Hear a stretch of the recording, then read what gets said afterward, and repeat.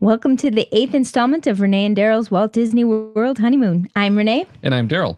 For those of you joining us for the first time, we're a middle-aged, newlywed couple planning our honeymoon to the world during the 2019 EPCOT Flower and Garden Festival. I will never get used to that. That's okay. You know what? It's not that much longer before we can't say we're middle-aged. Okay, now you need to stop. If you want to make it to this, you need to stop. But I do need to disclose that I have Disney stock in a retirement fund, and I'm a Disney Visa card holder. Now, we are planning on streaming these logs most Wednesday nights, and most of the time that's going to be right here from my GeoGearheads podcast studio. And Okay. 2 weeks from now, we're not going to have a show, which is also the week of our honeymoon. Our honeymoon. Or, well, sorry. Not quite yet. Our week anniversary. Of our first anniversary. Yes. So we're probably going to talk about that next week, in part to give people a heads up of why we're doing this over a year after we got married. Yes. Oh, by the way, we have to wave to Iris. She waved to us. Oh. Hello. Now, last week, though, we talked about the 3 games that Disney offers in Epcot and Magic Kingdom. Tonight, we're going to be talking about some of the other games that you can play while you're there. The first one would be the one that really, we did on our first date. Reintroduced us together, actually, absolutely. Something that takes up a lot of our free time and is a lot of fun. And that would be geocaching, which is a lot like, for those of you who don't do it, a treasure hunt or capture the flag using a GPS or map coordinates to find something. They do it all over the world. The only bad thing about it in the Magic Kingdom is there's one. And I think in Epcot there's one. And maybe in all the parks there's about one. We'll get that. But for just a quick overview for anyone who doesn't know, there's multiple types of geocaches. There's the traditional, which is just you walk up to it, there's something there, you sign the log and you go away. Trades maybe some swag if it's big enough. There's puzzle caches and multi-caches, which you have multiple things that you might have to do. But again, there's a physical container there. Mm-hmm. Then there's also these old caches that aren't allowed anymore. They're still here. They're grandfathered in, meaning the ones that are here can stay here. They did release a few more last year. And there's nothing there to actually sign.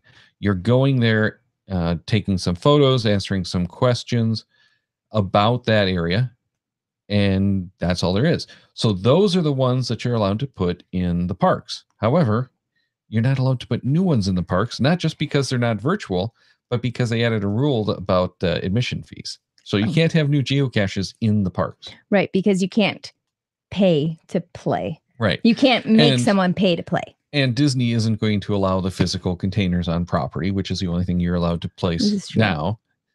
You can do Earth caches, which are similar to virtuals, but for Earth sciences. Which are also fun. We did one the other day about, I didn't know there were mammoths in Michigan. I had no idea they were native to here. And well, there's not live mammoths. Well, not anymore. Well, there is a lot of live mammals in Michigan, just not mammoths. Yeah. But and for those of you who also don't know, I mean, we mentioned that this studio is built for Darryl's podcast, which is all about geocaching. It really is. And he does a geocaching podcast, or a podcast about geocaching every week, which is also live from the studio on Thursday nights. So check us out tomorrow, but that's at 9:10 Eastern, 6:10 Pacific, and my co-host for that is out on the West Coast. That's fun. But I've done most of the geocaches in the Disney World, which is area. Pretty much the same as anything local to where we are now. Right. He's done most of them. Because there's not many to do. Right. Until new ones happen. But for the most part, I look up things and he's already done them. So now the first one that we're going to mention is called simply Magic Kingdom. And it's exactly what you would expect if you want to look it up. It's GC10FB. That's on geocaching.com. Correct.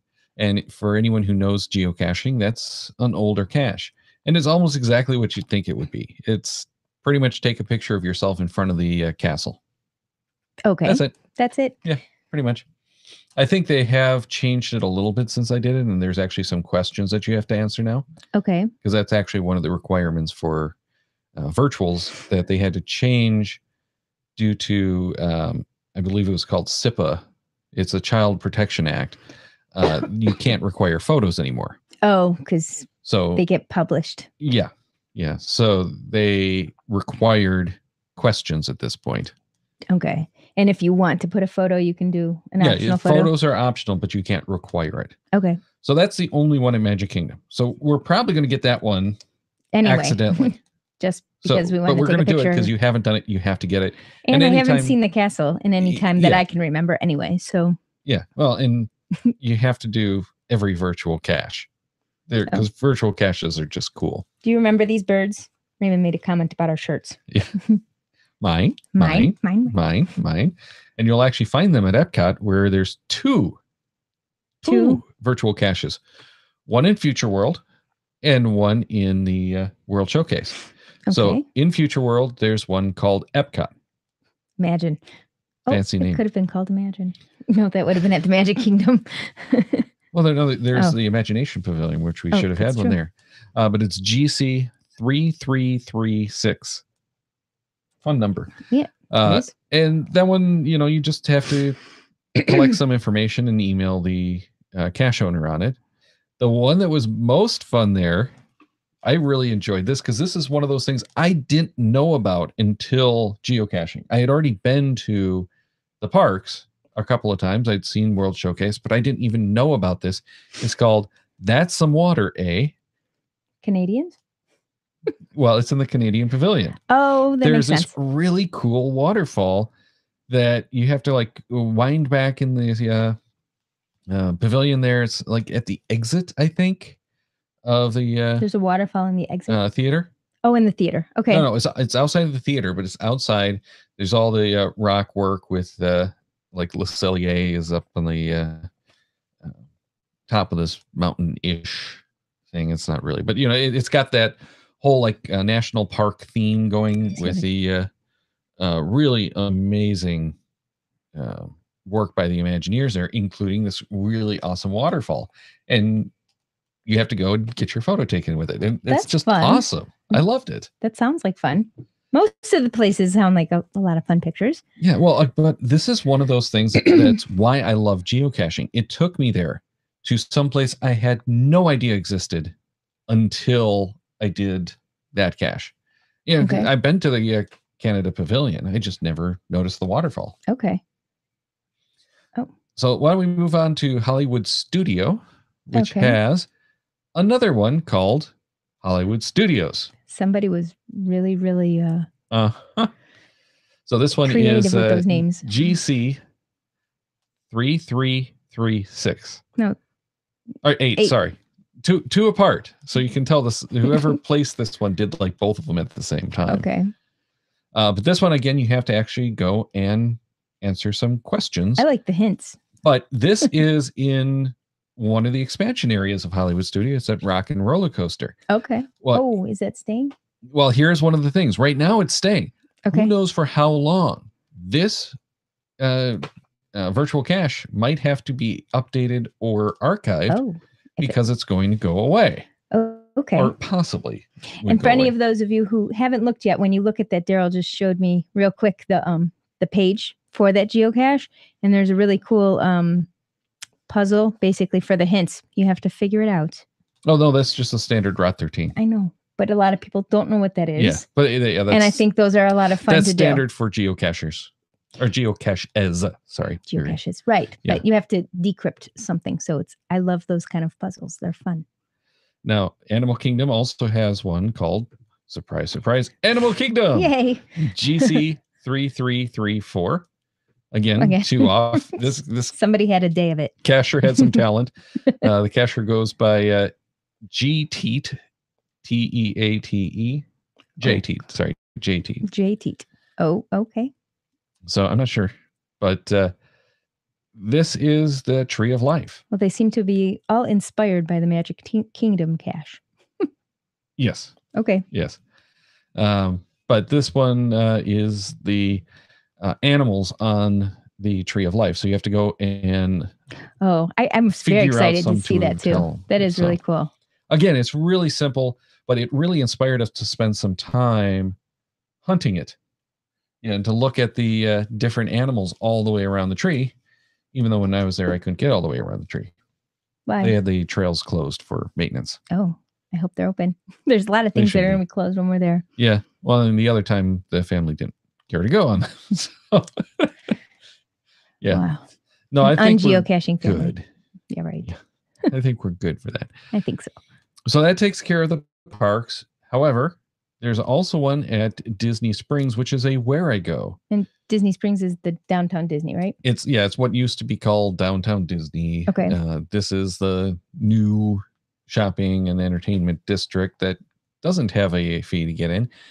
So this is a Wherigo, which is an electronic game that you have to play to get the final. And if I remember correctly, the final is actually in Celebration. So it's a good distance away. Wow. It's a good drive. A drive. Yeah. Wow. It has to be within 2 miles. Okay. But that doesn't mean 2 miles of driving. The very first Wherigo had us, we were in a field, which wasn't very big, but we were going from like zigzagging all over the field. That was like the second weekend we were together. We had to, something with a prince or a... Yeah, I don't really remember. Prince of Egypt, we never found the final, because it was a hybrid where it's the Wherigo. Once you finish the Wherigo, it just gets you to the trail, and then you have to follow the signs or something to get to it. And right. Like that one was dark and muddy. Yeah, it was not good. But this one was fun. It was the only traditional that's on property, or the only physical container rather that's on property, and it's because it's not on property.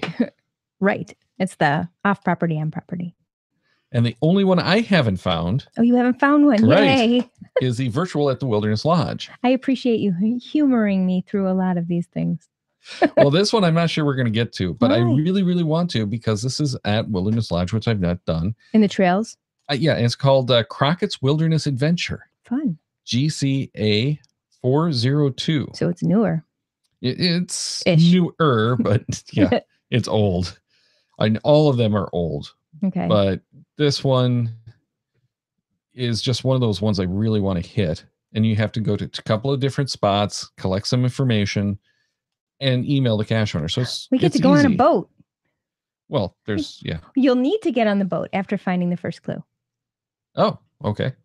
So cool. We get to go on the boat. Yeah. That's a good excuse. So yeah, just something that would be a lot of fun to do if we can find the time to do it, because it's going to take probably at least 2 hours out of park time, because you have to get there, you have to go find it, but we kind of want to spend a little time there anyway. Yeah, I want to see it, but we could always do that on a future visit. We're planning our future visit when we haven't been there yet. Right. But he's been there a couple times, for those of you who don't know. And for me, I've three times. Well, 3 times since turn of the century. Okay. At least once before that. I was there once. I was 2.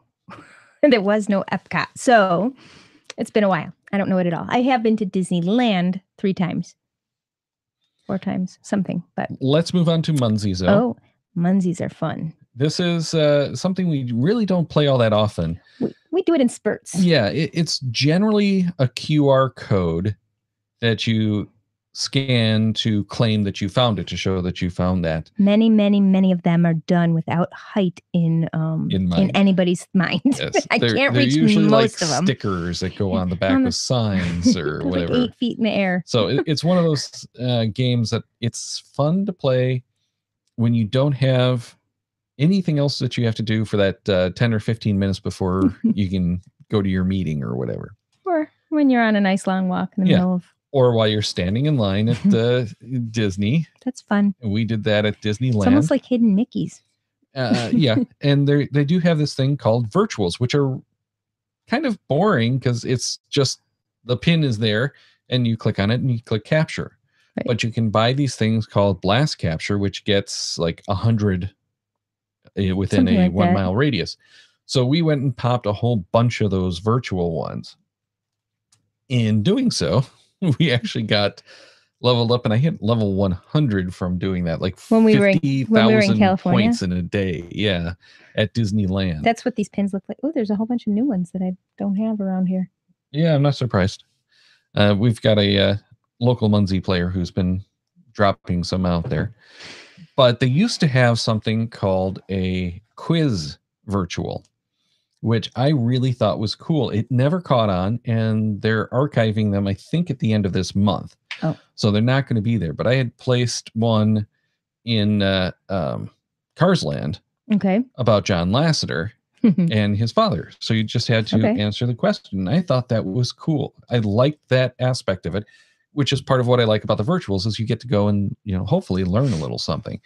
Check out something you haven't maybe seen before and learn something new. That's always fun. And of course, there's always Pokemon Go. He's everywhere. He's everywhere? They're everywhere. They're everywhere. Pokemon are everywhere. So you can play at Walt Disney World. You can play at the Magic. Yeah, we did it at Disneyland. We did do it at Disneyland. But not very much. Because the phones die. Well, not just the phones die. The phones were getting hot too. Yeah. But it's a matter of, even though we're sitting in line, not really doing much, most of the time we weren't within Pokestops or gyms. So it's like, and we were with other people who didn't play or care. Right. But it's another one of those things that can be fun to do just while you're wandering around.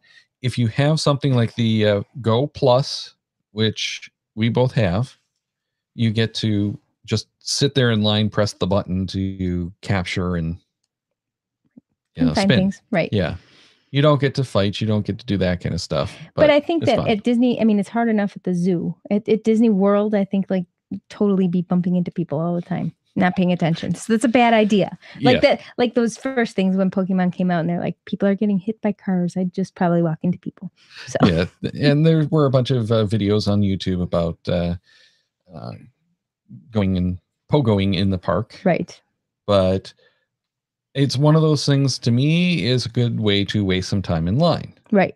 Not so much. What I'm seeing from most of the lines is there's lots of things to do and see and touch and look for. Yeah, it depends. And there's that new Play app that gives you stuff to play on your phone that's related. But regardless, we want to get the Pokestops. We want to get some Pokemon while we're down there. For trading, we want the gifts from the stops because they're worth different something. in each. Well, we're not really in a totally different region, but in different areas, the things that you can see are different. But with the changes about 7-8 months ago, with gifting and that kind of stuff, the distance of trades is now something. So we want to be able to bring some of those Pokemon back. We want to be able to gift people from the parks, like gift people in California the eggs from Florida. And then the people from back here, we gift them. Right. Yeah. So it's just nice to be able to do that. And that's pretty cool. It is pretty cool. Then let's move on to one that's these are almost as exciting as the pins. Yeah. Almost. Almost. This is something that's not official, but something that they've started really doing. In Florida was where rumors has it where it got started, and that's hidden Mickeys. And there's a lot of rumors about how they started, but it's really cool because you see things. It's kind of like almost like a puzzle. You see things that have a whole very busy design, and somewhere in there there's the silhouette of the Mickey ears. Or a mini one. We did see one that was a hidden mini because it had a bow. The first story that I had heard from an Imagineer on the source of hidden Mickeys was actually at Disneyland, and it was on the fire truck. Okay. The story goes that someone had dented or poked a hole in the fire truck. I think it was actually poke a hole in there. Oh. So the Imagineer tasked with repairing it put a Mickey patch on it so that it looked like it was supposed to be there. Kind of like those bullet holes. No, those stickers of bullet. They actually welded a steel. They cut a steel Mickey and welded it on there. So it looks like it's supposed to be like, you know, an emblem on a car. That's really funny. So that's supposedly, that's the first story as to how it got started. Now, I've heard a number of different versions of that, but everyone is pretty much consistent that Florida, the Walt Disney or the Magic Kingdom project in Florida was really the first place they started building hidden Mickeys into the parks consciously. And some of them are painted. Some of them are actually in the design of things. There's all some different of it ones. will be just you get the hoops to line up right on the fence, and it looks like a Mickey. We'll try to take some pictures when we're. Oh, there's tons of them out there. But we'll try to take some of our. Yeah. There's tons of them out there. So if anyone wants to look it up, or maybe some vlogging happening while we're there. But there used to be a couple of hidden Mickey apps that you could buy to play the game and try to find it. I played those back in 2011 when I was there. You did? It was not very much fun. There's a new one that's actually free. I think you can pay to get rid of the ads, called Hidden Mickey Quest, and it's by a developer named Greg Godbout. Godbout. I'm not really sure. I'm not positive. One O, so I'm saying Godbout. Okay, that sounds better. And I haven't tried it, but it's free, so I downloaded it.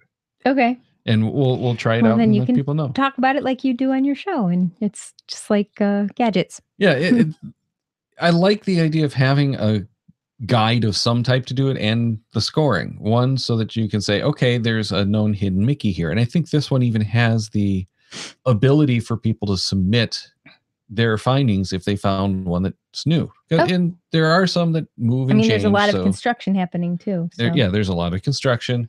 But at the land pavilion, they have some in the filter tubes that, change and move around. And we just saw recently, it's actually now a hidden Minnie, not a hidden Mickey. She has a bow. And there's a lot of things with polka dots anyway also, so people think that there may be more. Oh, I'm sure there is. So it'll be fun. There's lots of things to see and do among the things that we're going to see and do. Yes, good time wasters while you're in the queue if you don't have other stuff to do, or just want something fun to do aside from the usual park stuff. Even though we don't have any kids to say, hey, that's why we're getting excited about these things. Just excited about these things. We're just big kids, middle-aged big kids. I can't do it. Oh, sorry. You have to. I don't want to. See, the nice thing is that means we're that much closer to not having to work. I like that part. Sorry if anyway, no, I like that part. I don't know why. I like that part. We're going to retire and work at Disney World. It sounds like a good plan. As long as we don't have to come up with the cash to actually. We're going to live in the animal kingdom. We'll just build a hut. Make friends with the animals. As we get trampled by the giraffes as they stampede. I'm going to ride a giraffe. I don't think so.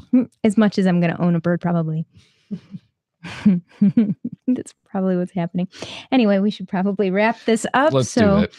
Thank you to those of you who watched us live, and thank you to all of you watching us later. And send comments if you'd like to share after the live show. Drop them in the comments below. Make sure to subscribe to the channel and click on that little bell icon to get the notifications when we go live. If it's working, because I don't think it was working tonight. The chat wasn't really working tonight either. No, the chat didn't want to start tonight either. So YouTube was having some issues. Maybe it wants a vacation. I can relate. But we will be back next week. And we're probably going to talk about the wedding and how that all came about. And probably a little bit about how we reconnected, because we've known each other for 30 years now. Yes. We'll have to figure that out as well. 29. 29 years? Okay. That's how old I am. Well, it's more than 29 years. In September, it was 29 years. Wow. Anyway, we will figure that out and talk about it on next week's show. Hopefully, you'll be able to join us then.